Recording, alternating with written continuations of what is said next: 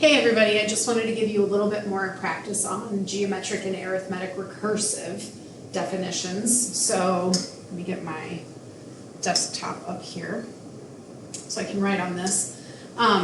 So for each sequence, we're going to do two things. First of all, we're going to state whether it is geometric or arithmetic.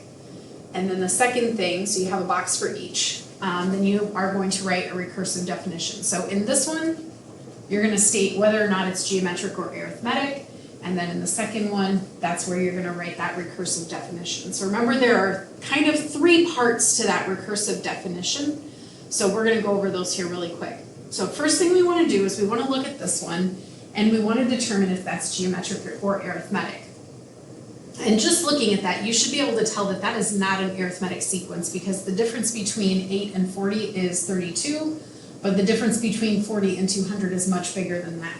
So this one is a geometric sequence. Now, anytime that we figure out what kind of a sequence it is, we also need to figure out the either growth factor or the common difference that goes along with it. So the growth factor or the common ratio for this one, if we take a number, the last number, and divide it by the next one up, so this would be 8 divided by 40, and 8 divided by 40 reduces down to 1 over 5 or 0.2. So we know that the common ratio here is 1 over 5.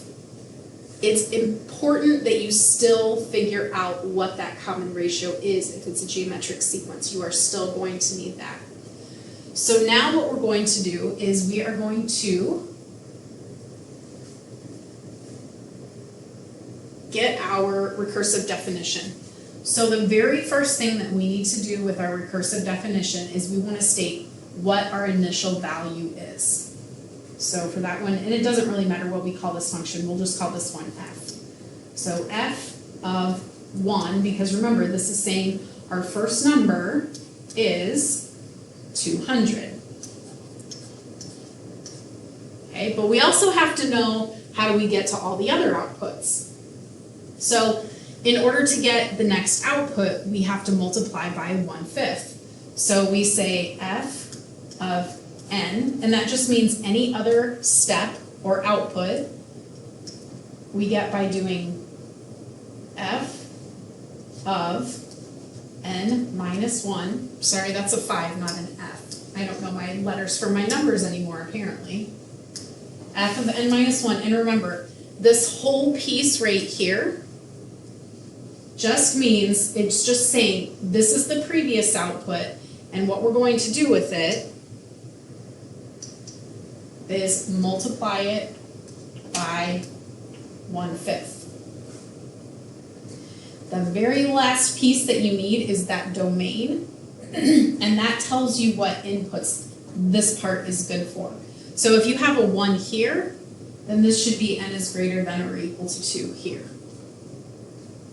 So this whole piece right here is the entire recursive function or definition for this sequence. It says you are going to start your first value is 200, and you just take every answer that you get and multiply it by 1/5. So 200 times 1/5 is 40, 40 times 1/5 is 8, 8 times 1/5 is 8/5, and you would just continue to go that way to get your numbers in your sequence. It's a little bit different if you have an arithmetic sequence. So I'm going to clear this one off, and we're going to do an arithmetic sequence. So we're going to slide this one down a little bit, and we know that this is adding 10 every single time. So we know that this is an arithmetic sequence. And again, just like with the geometric sequence, we always want to figure out what the common difference is. So common difference for the arithmetic and common ratio for the geometric.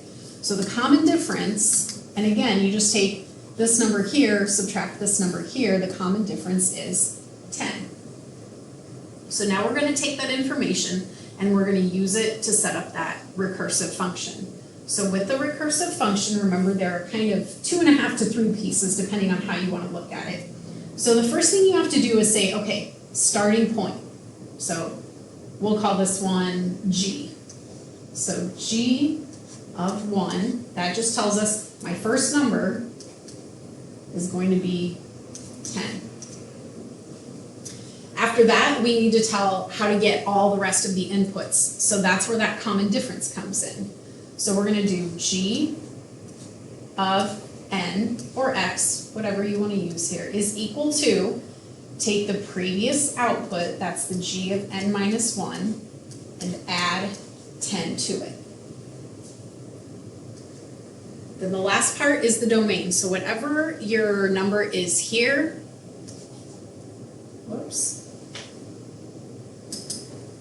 this will be 1 higher. So n is greater than equal to.